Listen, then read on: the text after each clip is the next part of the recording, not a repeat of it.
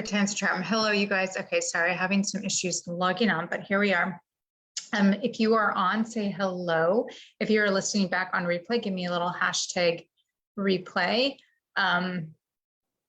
And I will just keep checking this because I'm not seeing myself. But we're gonna go with it. So this is week 3. So last week, just to kind of recap a little bit, first week we talked about kind of laid the foundations, and we talked about the importance of getting your fats right. And then we talked about food sensitivities and how food sensitivities play into pain and inflammation, and why joints are sore and stiff and stuck, and why you may just not have the energy that you want or can recover from the activities that you want, or you have trouble sleeping and so forth. And today we're talking about blood sugar, which is something that I don't think a lot of people think about. I think when people think about blood sugar, they think about, just diabetes and people that are overweight. But one of the biggest mistakes is a lot of people, you can be seemingly look fit, but have blood sugar dysregulation problems. And it's so important because it can be a silent kind of, as I say, like an unraveling thread. People all the time ask me, like, well, why am I falling? I feel like I'm falling apart now. Like, why is everything, happening now? Why do I have, why is the arthritis striking me now? Why is it such a struggle to sleep at night or to lose the weight? So this may be a hidden thing, and I'm going to be giving you lots of tips and tricks. So grab a paper and a pen, and you'll definitely want to take notes. And I will make sure that I, afterwards on the replay, I'll be putting in some gems, and I got recipes for you guys. So definitely you will want to tune in and keep an eye on this. Okay. Sorry. Okay, so I am going to share my screen. And give me just a couple seconds.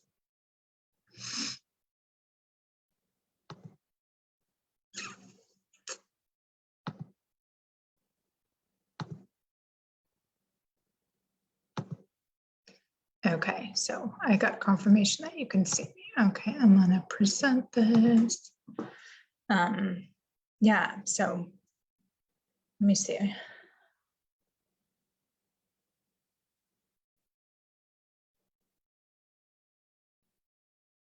So I don't know why it's so funny sometimes.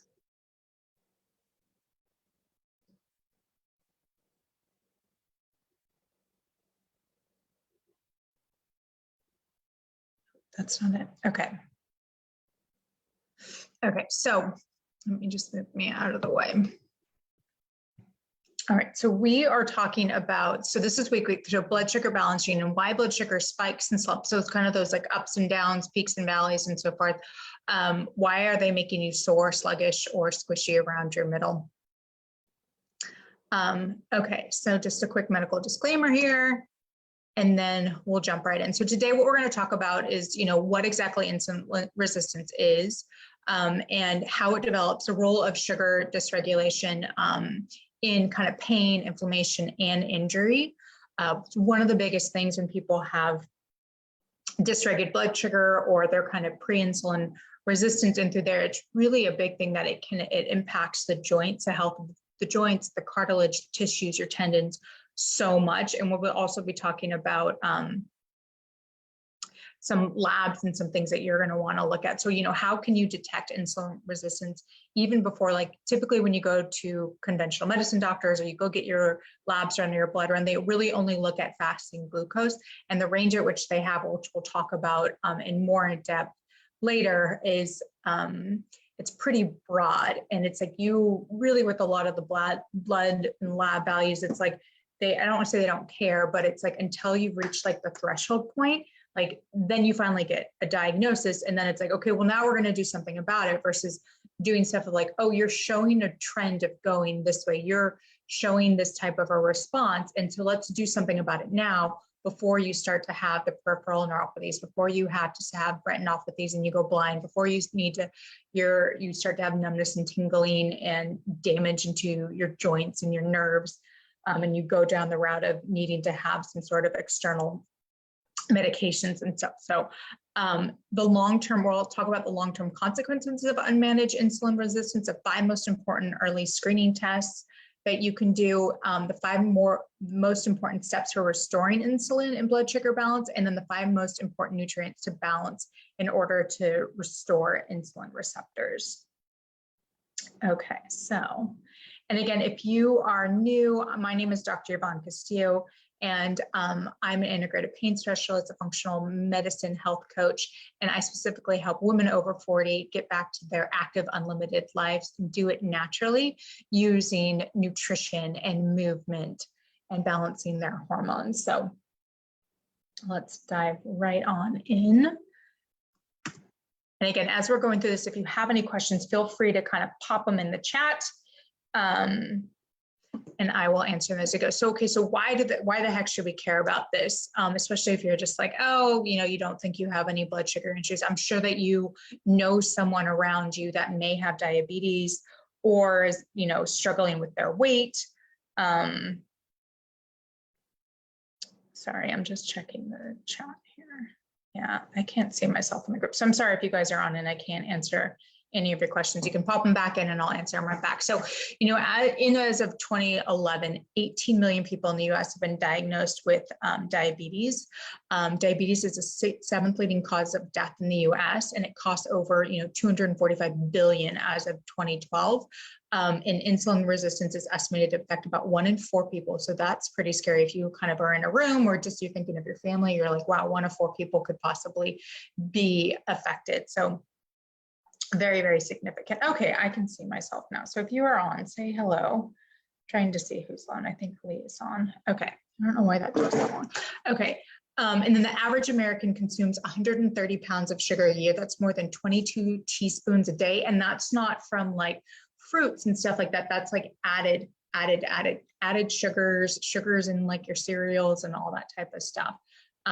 So that's, more per day for adult and then 32 for children. So when you're looking around and you're starting to see just like, kids that, are overweight or they're carrying weight around their middle, their pudgy, you're like, why is this happening? And so much of it is because of the standard American diet that we see. Okay, yes, thank you, Lee. I see you, I appreciate that. And then also it's really, I think having visuals is super important. So like the US consumption of sugar, so for 1 person in a year, it's like if you've ever seen those big kind of dumpsters and stuff like that, that could fill a dumpster. So that's what people are consuming in a year. And you can just imagine the big thing too is like how that compounds year after year after year after year of having all that sugar in your body, in your bloodstream and the damage that it does.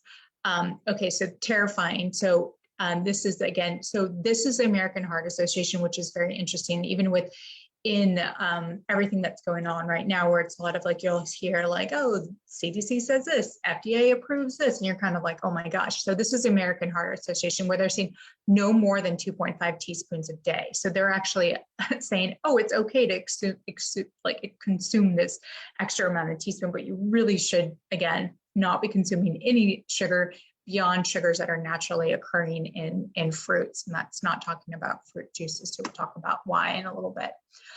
So the biggest culprits of sugar, so soft drinks, such a big one. It's literally just like, especially when, and this, I guess we'll talk about this now with like fruit juices, because a lot of people are thinking of like, oh, my good breakfast in the morning is a slice of whole wheat toast and orange juice in the morning. But when you have those kind of the fruits, whether that, fruits and through there, but you don't have the fiber with it, it goes into your system so much quicker. So it's where you need to be mindful when people are having, smoothies and stuff like that. So many people they just dump in so much fruit because yeah, it tastes great, but they don't realize like it's literally just like a direct shot of the sugar. It goes into your bloodstream so much quicker versus when you have the fiber with it. So you'll see this in my recipes and stuff like that, but the ratio is really where you should be having more of like the greens that are going into that smoothie, some sort of a fat too as well, protein, and then, having a little bit of fruit into there. And we'll talk about testing later, but it's very individual to the person. So I'm such a big fan of testing when that goes for anything across the board, where that's why personalizing your exercise, your nutrition, your kind of lifestyle program is so important. That's why people run into problems when they're just kind of like, they're always like, well, just what's the best exercise for back pain, or what's the best, give me a meal plan, given that's like, well, you need to know and be equipped with the tools to know how to have those fine tweaks. And that's why a lot of people don't get the results when they're doing these like generic programs. And I mean, I teach group programs and you can do it, but it's again, empowering the person so they know how does my body respond, and then knows like how they can tweak it or fine tune it so that it's personalized to them, because everybody is so different between their genes, their lifestyle, what they do and all that, where they're going to need to have those fine tweaks to either dial it up or dial it down or to get some swaps into there. That makes sense, or just pop in the chat and let me know. So again, got off on a little bit of a tangent. So big thing is sugar and drinks. Then we're thinking like your sugars and your candy, and then we have your cakes, cookies, and pies. Again, fruit drinks, like again, I think like your ocean sprays and all those, but even a lot of where people are having, fresh squeezed orange juice and stuff like that. Again, like I said, that's a direct sugar hit to your system.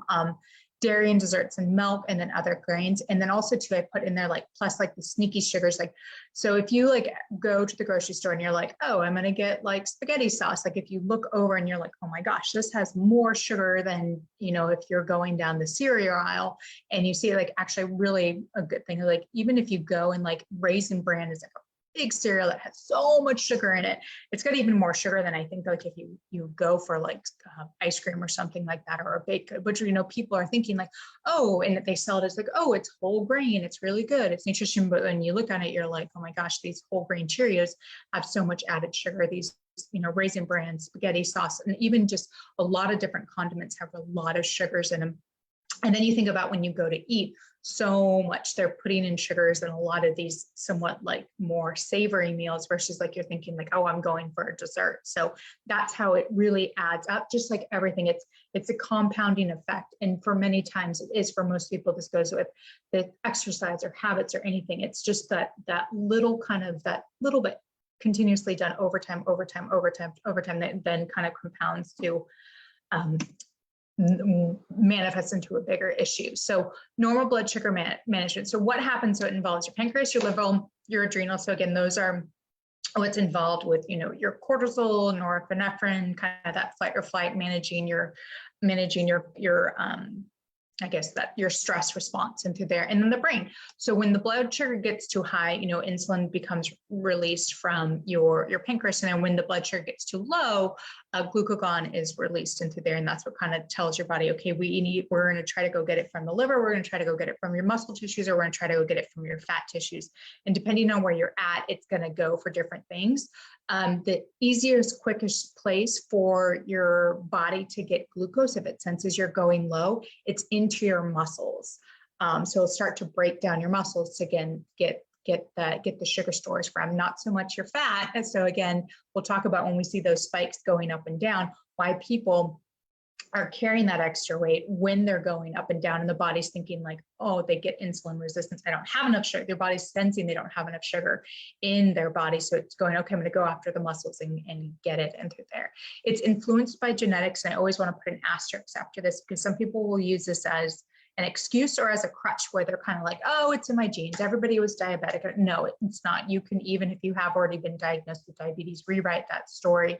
But yes, genes are a factor. And when you look at kind of like the spectrum and the bell curve with people with kind of insulin resistance, it's like 25% of the population, those people, they're like the George Burns and stuff like that, where they could smoke, they could have, drink a Coke every day, and they look quote unquote healthy, they live long lives. And then you have other people that they're really more sensitive, and they have to be very, very mindful of what they eat, what they're exposed to and stuff like that. And then there's kind of people in between. It's like, perfect example, like when I'm working with people and they're testing stuff, it's like, oh, some people can put, 3 bananas in a smoothie and their blood sugar just goes up a little bit. Some people will only put just a couple ounces of a blueberry in a salad, and then it's spiking up, 20 points into there. And again, that's why it's really important to, again, do the personal monitoring, the tracking, and that way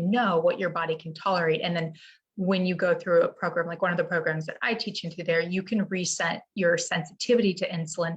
So then those foods that, it's not like you have forever no foods. It's just like you need to help your body so it's more sensitive to insulin versus being resistant to insulin.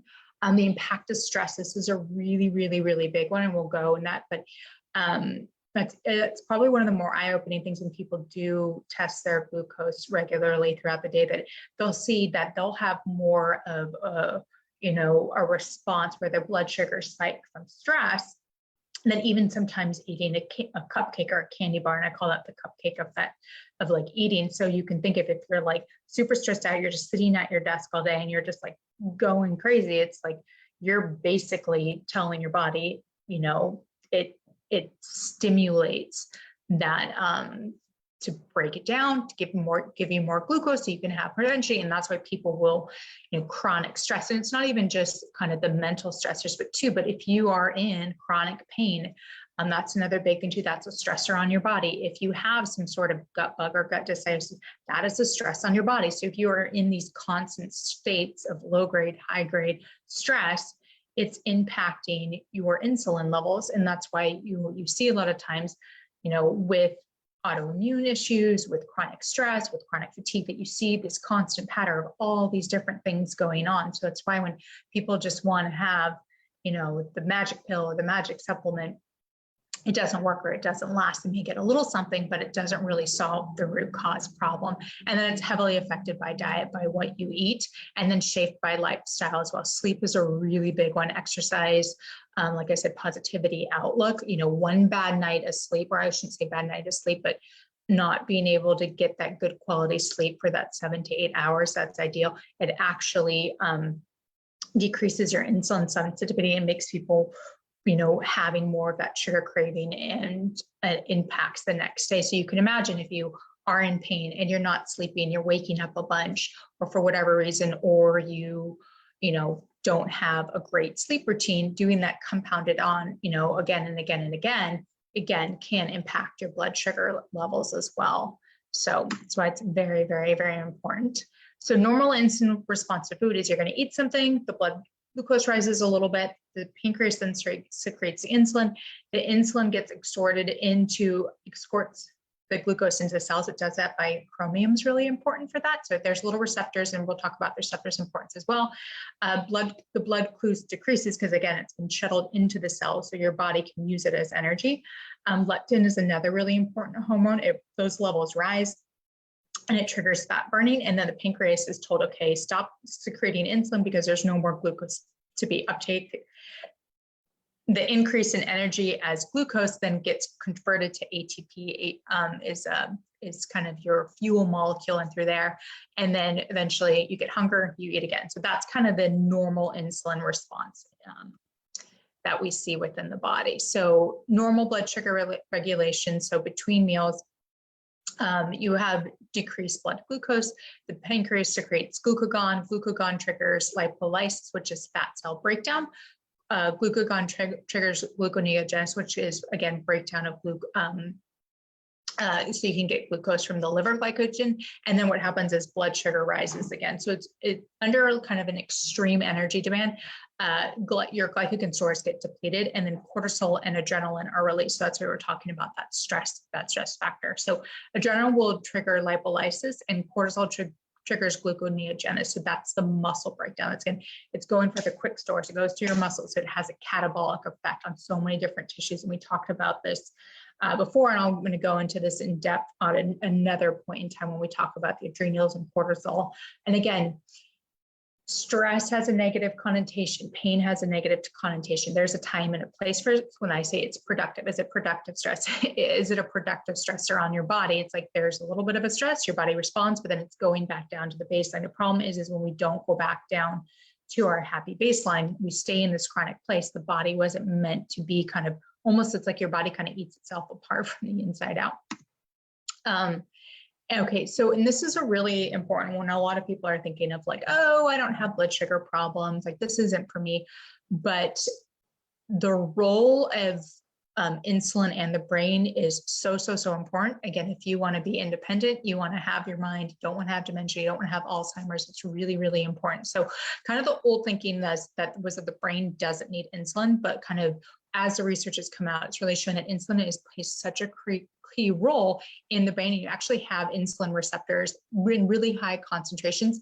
So one is in your hypothalamus, so which is like where it's kind of like the master orchestrator, where it tells your body to release many different hormones like cortisol, like oxytocin in through there, many of your sex hormones. And so it's really, really important. So if there is some sort of dysregulation and the hypothalamus can't work, it can affect so many different systems in your body. Hormones are the key factors to kind of let your body know what to do.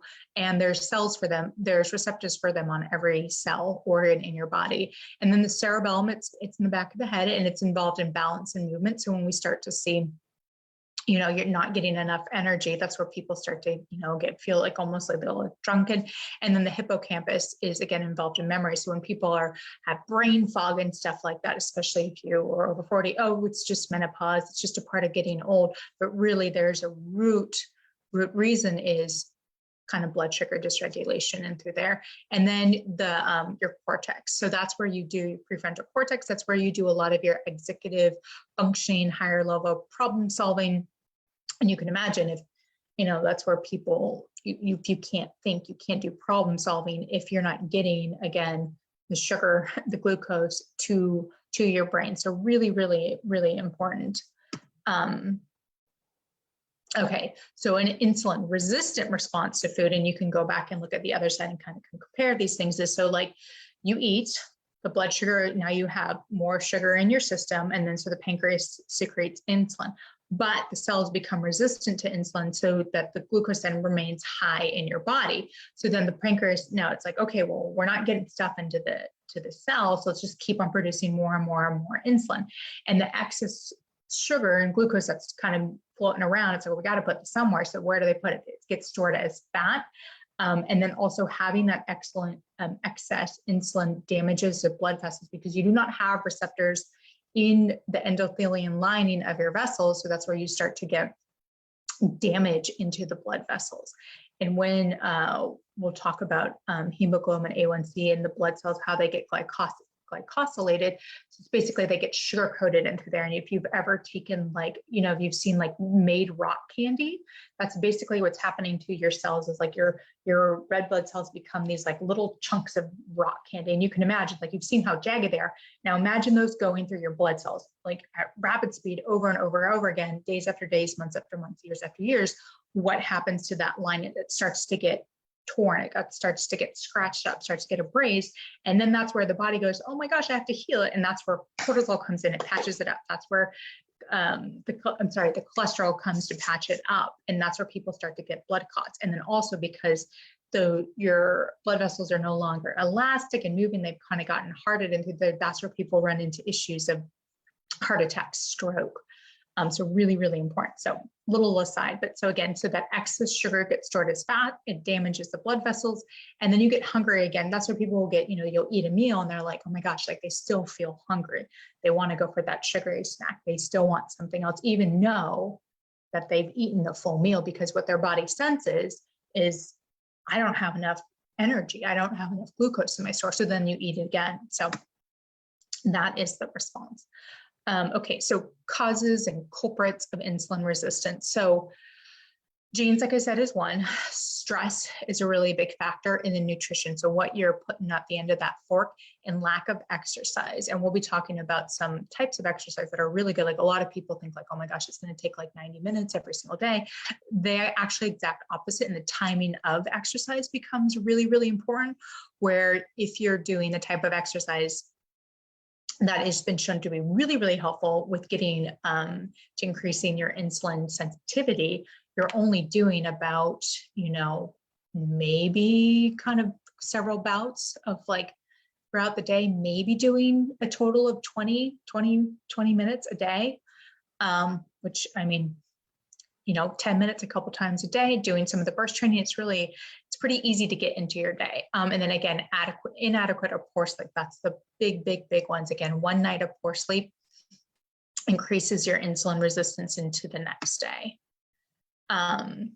So closer look into the culprit. So genetic predisposition predisposition. So by age 60, 40% of Americans have 3 markers, and 60 to 70 has at least 1 marker that makes them more prone to insulin resistance. So we talked, and go back and definitely review the talk on fats, but then omega-3 deficiency. And that's why when I talked about having that right ratio of your omega-3s to your omega-6s is really, really important. So DHA was one of the longer essential fatty acids. That's really, really important. Again, having that omega-6 to 3 ratio, that is that 1 to 1, or is that 3 to 1? We go above that, that's where we start to run into problems. And again, a diet full of trans fats into there is one that we want to avoid. So definitely go back and review that talk if you haven't listened to it. And the nutrition deficiency, so chromium, magnesium, zinc, your B vitamins, and then possibly boron and lithium. Those are really big ones. And again, going to the talk about last week, but when we have, intestinal permeability, leaky gut, like we talked about last week, you have a difficulty of getting those nutrients in. So that's why, blood sugar stability, and then also making sure that your gut is healthy, healed, and not leaky is really, really important. And then also people have a lack of exercise. So a lack of resistance exercise, kind of being physical with your body, out there gardening, whatever you do, and having trained muscle. So trained muscle is very efficient at picking up the glucose into there. So that's why it's important to do resistance training exercise, just keeping active and making sure that you have good muscle mass, which becomes more challenging, especially as we age with hormone changes and stuff like that. People get prone to sarcopenia, which is a loss of kind of muscle cells into there. So really, really important.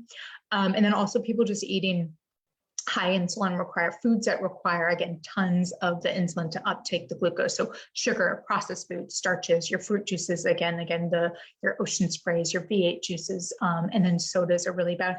Even diet sodas. And people make this mistake with diet sodas. And I want to bring this to attention, because what your body senses when it has your, like the fake sugars, what happens is it still senses that it is a sugar, and it's expecting that it's getting kind of the hit of like, okay, I'm actually going to get that kind of that glucose molecule into there, but it doesn't get it.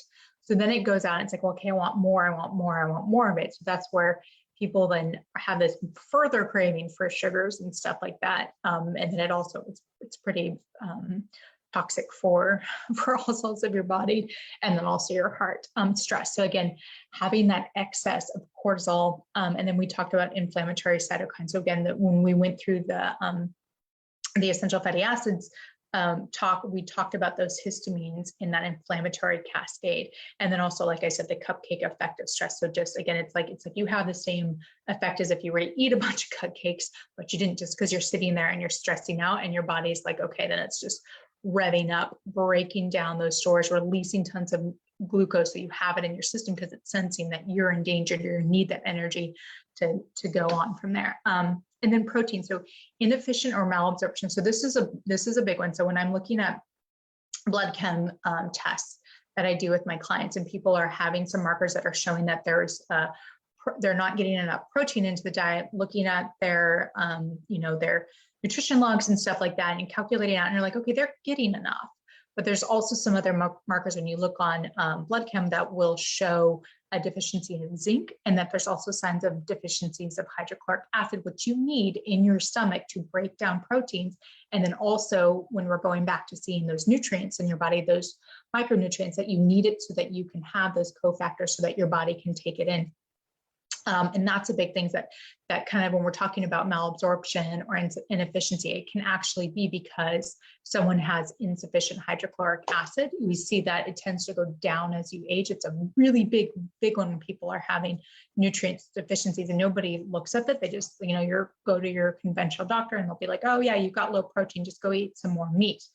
When you go back to the other talk, it's just like how meats are higher in your omega-6s and are actually super inflammatory. So you can see how you're like, okay, if we just go on this for that approach of, oh, you're deficient in protein, let's just eat some more protein, versus asking, okay, well, why are you deficient in protein? Let's look at your diet. Let's look a little bit deeper. So instead of just always having that knee jerk, like, let's slap a Band-Aid on it, like, what is the functional process going on where there are these imbalances, where these deficiencies is really, that's always the question that we should be asking, is like, I'd like ask why 5 times deep is really, really important. So symptoms of insulin resistance, and if you acknowledge or you can recognize any of these, you can say me, you can tell me what's kind of going on into there. So belly fat, and this is even, it's not, I mean, this is where you can, and again, this may not be totally PC, but when they say like skinny fat, where people look really thin, but then they have like a roll that kind of hangs over, or a muffin top, or you see, just like that extra kind of stuff around the middle. And then low energy, but even after meals, and that kind of goes from, again, it's like a spike up, but I'm still hungry, and you kind of get that crash. And then again, hungry even after a full meal, that mid-afternoon energy slump where people are just like crashing. Okay, I need that coffee. I need to have that handful of M&Ms, or going in for the cookie, the Snicker bar, and everything. They need that sugar hit. Again, difficulty focusing, as we talked about too, is again, insulin receptors in the brain.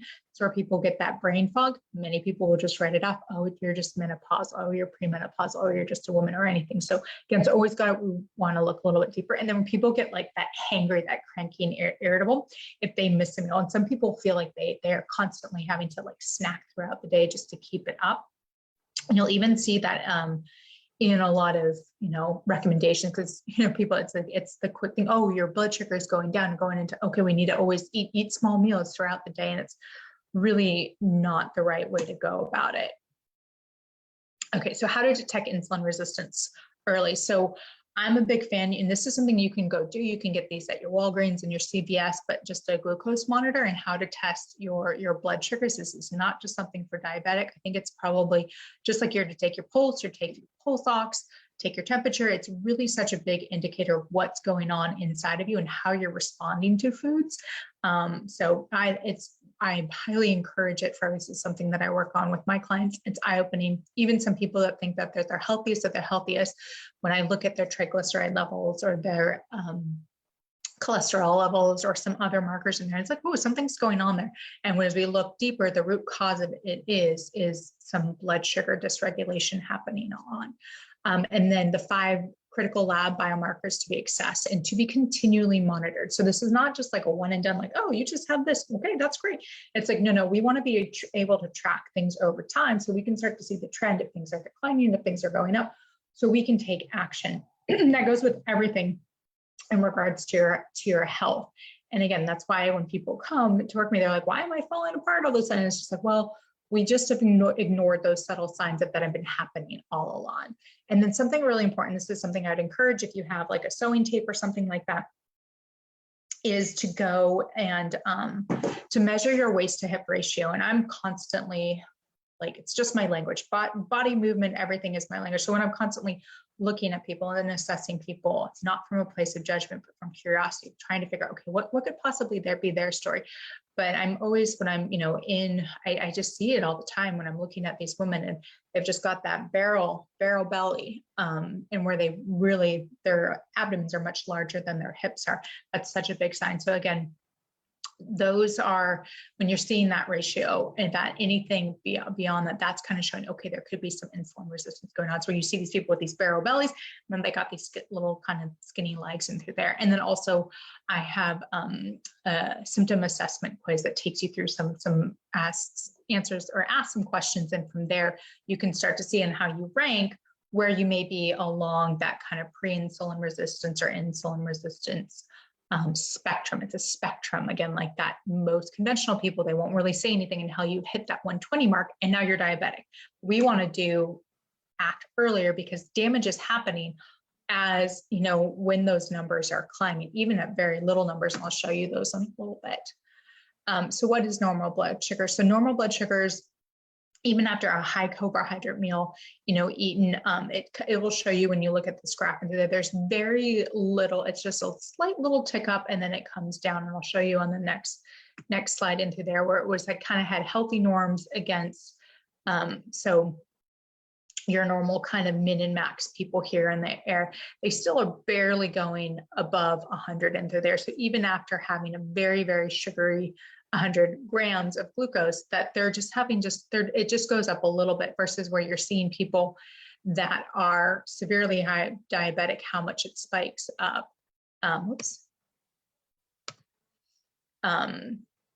So again, just how sensitive people are, how resistant they are to there, and just what their responses to glucose and that you should be able to handle a sugary meal. And this was a research that was done, and you shouldn't be spiking all the way up. And that's where you'll see this one right here where it spikes and then it goes down, down, down. This is the diabetes, and then where it goes, because again, it overshoots and overcompensates. Your body just releases so much insulin. Now that there's too much insulin, it takes up too much, and now you don't have any glucose, and that's where people get those crashes into there, where there's the high peaks and then low valleys into there. So postprandial, which means after eating. So they've done studies again of native people who exercise and eat whole foods and show that their postprandial glucose rarely goes above 100. And it's best to target and keep this below 110. Now, if you're already in kind of the diabetic state, you may be a little bit higher and it may be risky, but your ultimate goal is that's where we want to be. Okay, so some foods, this is a big one. So some foods don't raise glucose, but they'll increase insulin. So this is where some of it becomes tricky when people are testing their blood sugars. They're not necessarily seeing their glucose rise, but actually their insulin is rising into there. So dairy products, and we're going to be talking about this a lot more when we talk about going gluten-free and dairy-free in a couple of weeks. So dairy produces high insulin responses, even though you're going to see a low glycemic index. And the insulin response to milk is not just due to the sugar, the lactose in it. So those amino acids, leucine, valine, lysine, isoleucine, are insulin-genic, meaning that they have high amounts of whey in them. So again, when you're thinking of your whey protein powders and stuff like that, you may want to rethink that. And protein-rich foods and foods that are rich in fat and refined carbohydrates elicit an insulin response that were higher than their glycemic responses. So when people are having the steak and potatoes, or you're thinking a very ketogenic diet, where that can be problematic.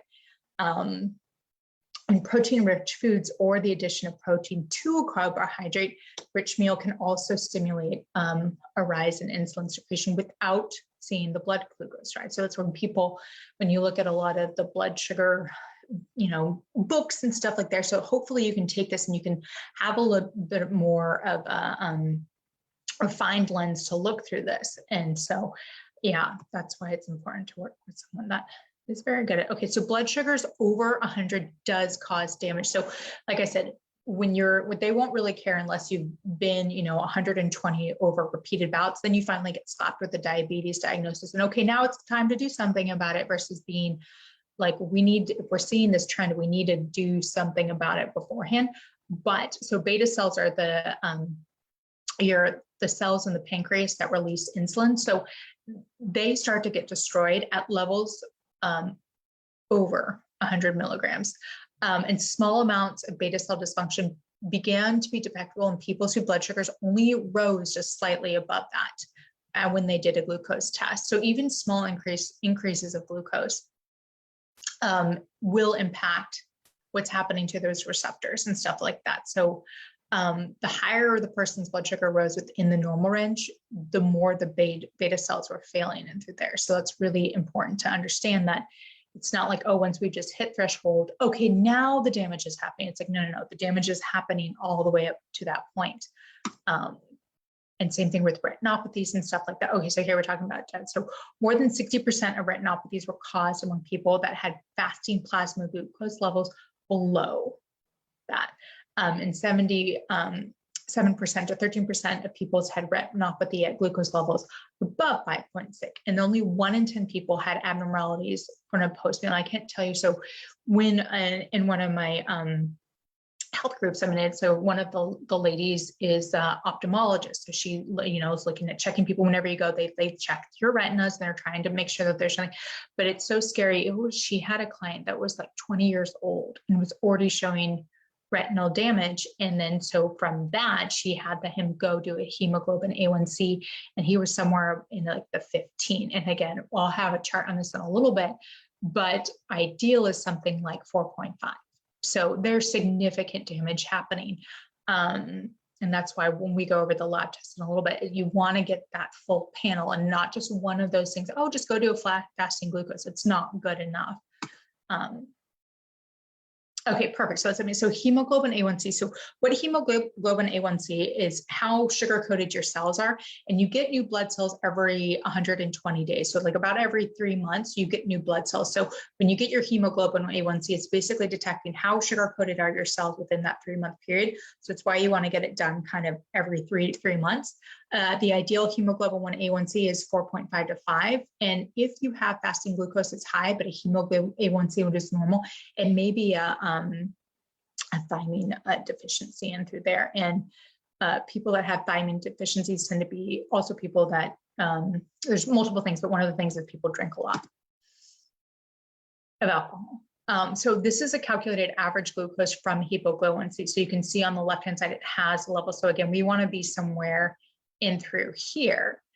And they'll say kind of normative is somewhere in this range into there, and I'll show you a chart into there. But when you have a hemoglobin A1C, this is kind of the estimated average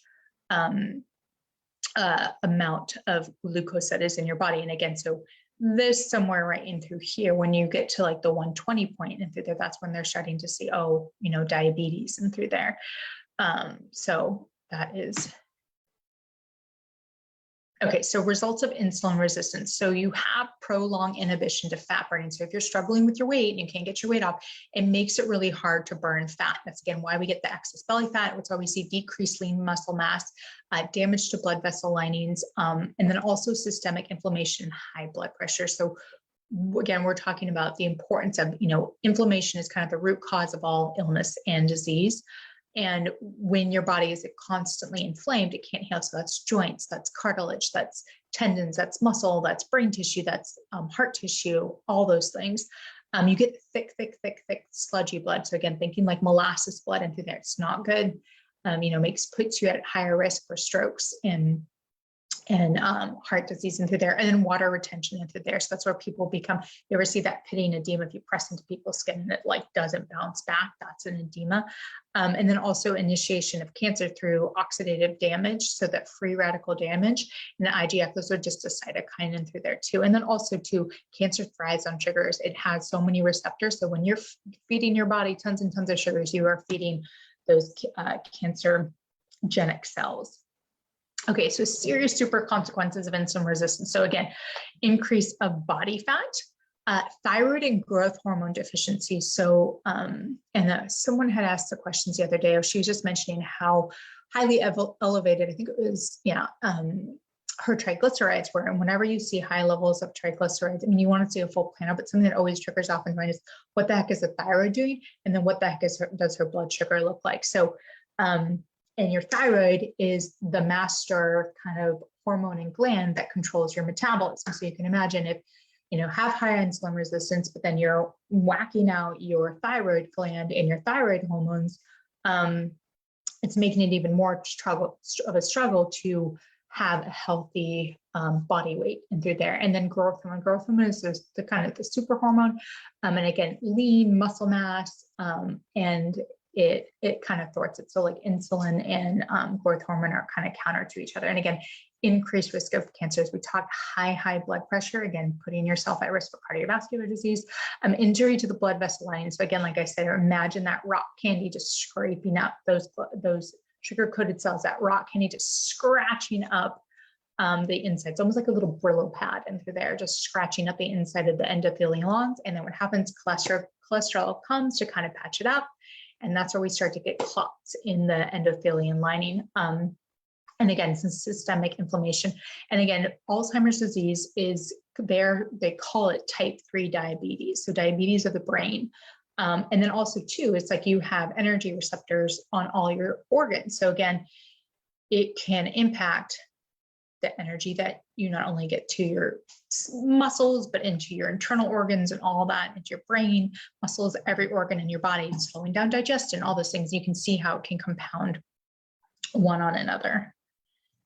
Okay, so assessing insulin resistance, the 5 most important lab tests that you want to do is you want to do fasting glucose, fasting insulin. You want to look at your triglycerides level, so full level. I like to see an advanced lipid panel done so you can actually see the particle size as well of the cholesterol, which is really important. So you're getting your triglycerides looked at, HDL, that's the quote unquote healthy cholesterol, and your hemoglobin A1C. And one thing that's really, really important is looking at your triglyceride to HDL ratio into there. So it was interesting. I have a client right now where she had really, really high levels of HDL cholesterol, and her doctor was like, "Oh, that's great. Like the more the merrier." And it's like, no, actually elevated levels of HDLs over 100 can actually be indicating that there's some sort of inflammatory something going on, because it's the cleanup cholesterol. So why would your body want to be putting out there more kind of like little, like knights going out there to try to go save something? It's because there's a problem going on. So I'm like, what is going on here? There's high like levels and other things were indicating an underlying inflammation and looking like it was coming from the gut, or maybe she's battling some sort of like H. pylori bacterial dysbiosis, or even sometimes parasites. So it's not like, oh, wow, just more of a good thing is a good thing. It's like that may be a sign that there is something else going on in there. So we want to see that ratio 1-to-1. If we don't have it, it creates issues in there. So again, like I said, I invited everybody to, if you have gotten your labs tested, go back and look at your blood work and stuff like that and see how some of these things are measuring up. Okay, so here's patterns. So to take a screenshot of this, I'll probably put this in the replay into there.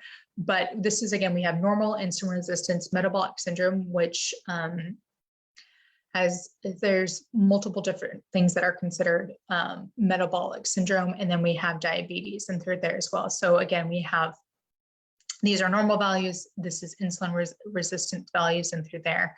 And this is kind of where we want to be. Fasting insulin should probably be like more optimal, is like 2 to 3.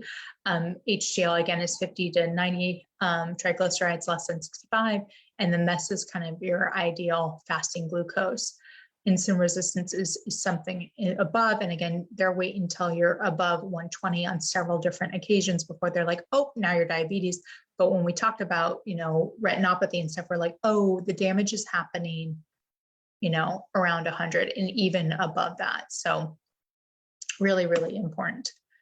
So yeah, I hope you took a screenshot. And then this is just kind of a breakdown. So what the heck do those lab marker patterns mean? So when you have a fasting glucose, optimal ranges in there, when the fasting glucose becomes abnormal after long-standing problems with insulin dysregulation into there, fasting glucose. So high fasting insulin is indicative of like serious insulin dysregulation.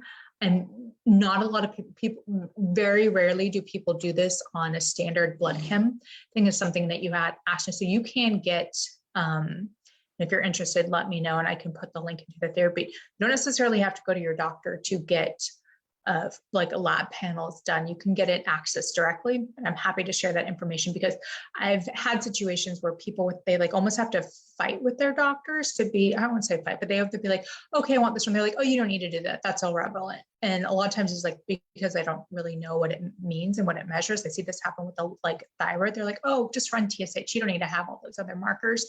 And it's like, no, you need to have the full picture of what's going on from all those different angles. And again, so that's really important. Very rarely do we see it done. And these are the fats. Oh yeah. So when you have a big indicator of insulin resistance is excessive triglycerides, because again, the excessive the excessive sugar is just be converted into triglycerides and fat. So that's where you start to see this elevation of triglycerides, which will then throw this triglyceride to HDL ratio off. Okay, so the ideal ratio there is that's less than 1. So the ideal is that when the HDL is greater than the triglycerides, and not in excess. And this just, again, talks about the hemoglobin A1C and where it needs to be. Okay, so key steps as we start to wrap up here to restore insulin balance. So we want to increase insulin sensitivity. You want to decrease that constant insulin need. You want to reduce inflammation, such a big thing. Optimize fat burning and lean muscle mass, and minimize the effect of kind of the cupcake effect of eating of stress. So key lifestyle, so timing of when you eat, timing of when you exercise, and the timing of your sleep, all those things. Doing the thing when alone is like, I've had so many people, their blood glucose levels go down, losing tons of weight, sleeping better, more focused, even just by shifting, making the shift of the timing at when they're eating, and then doing exercise and the amount of exercise and the type of exercise. Nutrition is really important.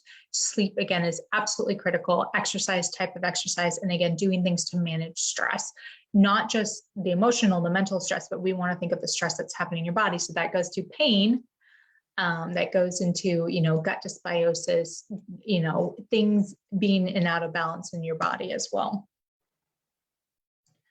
Okay, so hormone imbalances that are related to insulin, I'll just go through this real quick. So the kind of the key players in through there of insulin resistance, again, we got insulin, we have leptin, which is the one that kind of senses, okay, are we hungry? Are we full? Do we have sugar in the system? Do we not? It's your fat burning kind of hormone. Your thyroid, again, so that's your master hormone that it controls your metabolism and through there. And especially when people are going on those yo-yo diets, those ups, those downs, those starvation, those feasts and the famine and stuff like that, they can really burn out their thyroid. Even, and we'll talk about this too, when people are doing like the higher fat diets, even the keto diets, those can be really damaging and stressful for your thyroid as well. So all these people may look okay on the outside, but they're creating more stress and damage on the inside. And then they eventually kind of burn out some of these key organs and glands. Cortisol, again, the stress hormone, is really, really important. And then growth hormone. So growth hormone is that good hormone that helps us create that lean body mass and is that fat burning hormone as well. Okay, so how to reverse insulin through there. So again, we want to avoid those trans fats. Definitely go back and watch the video that I did in training. I did on fat, so into this increase, as well as I talked about DHA, so that very important omega-3 that we want to have that's very helpful in healing. We want to keep that 1-to-1 ratio of our omega-6 to 3, or have it 3-to-1. And again, I give my clients, trackers and recipes and stuff like that, so we can really get that down. And also there's another test that's super helpful that literally shows every single type of, and the type and the amount of the fatty acids that you have in your body. So your omega-3s, your omega-6s, the different ones, your DHA, your EPA, your GLA, what's going on there, so that we can further tweak your nutrition, your diet, and then supplement as needed. So there's something called the blood spot fatty acid test. You could do it at home. It's like $100. And it's very, very important, especially with inflammation. It's so critical. And then improved minerals. So chromium, magnesium, and zinc are super duper important. Also B vitamin status. And just for a note, we'll talk about this in the blood chemistry talk I'm going to do in probably about a month or so. But when people get like looking at your B12 or your Bs like in serum, so in the blood, is not a good an accurate measure of it. You want to look at something, especially when you're looking at B12. It's called methylmalonic acid, which is a metabolite, which actually will let you know how much B is actually in the cell. Same thing with magnesium. Just checking it in serum is not great. You actually want to see what's going into the cell. And that's a big thing and mistake people make all the time, is when they're getting certain things looked on in their blood. Sometimes you need to look at it differently, either in urine, especially when it comes to hormones, or into your GI, into the stool, or you need to actually look at the kind of the metabolites of these vitamins, and there's ways you can do it. So I'm really excited to do that talk for you guys.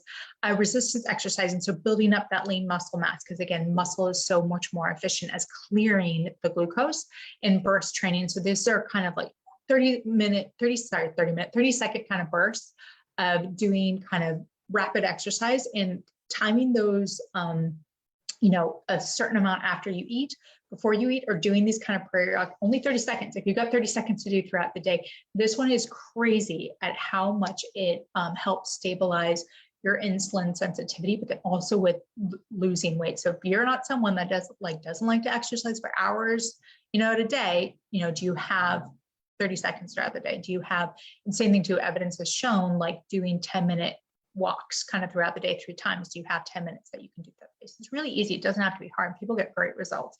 And again, avoiding things like sugar, processed foods, starches, fruit juices, and then again, reducing the stress. And again, that excessive cortisol, getting adequate protein and protein absorption. So again, that's why it's really important to make sure that you have adequate amounts of HCl in your stomach to break down the protein. Zinc is super important because you need zinc to make HCl, and it's not just eating about more meat. Okay, so how to eat for insulin balance. So don't eat after dinner. Dinner should be your last meal. No more snacking, no more popcorn, no more, sugary drinks. It's like having that last meal be your last meal. Trying to stick to only 3 meals a day. Again, when some people are going into these ups and downs, they may not be able to jump to it, but this is a big thing. You need to give your gut a rest. You need to give your cells a rest, and constantly eating and snacking throughout the day just dumps more insulin to your system, versus being like, okay, insulin should only be released every kind of 5 to 6 hours after you've eaten a meal. And again, allowing 4 to 6 hours between meals, eating slowly, eating calmly. So again, you're not eating on the rush and jacking up your cortisol, which again is going to create problems with insulin and glucose regulation. And then again, practice deep breathing, practice that gratitude, getting into the parasympathetic so you can rest and digest, and you're not constantly shooting cortisol through your system. And eating a breakfast containing protein. And I will give you guys, I think I will give you guys a recipe around what's a great way to start your day when it comes to eating. There's timing in regards to like how soon you should eat in the morning, and what of a window that you should have before you go to bed. And that's something that I cover when I work with my clients.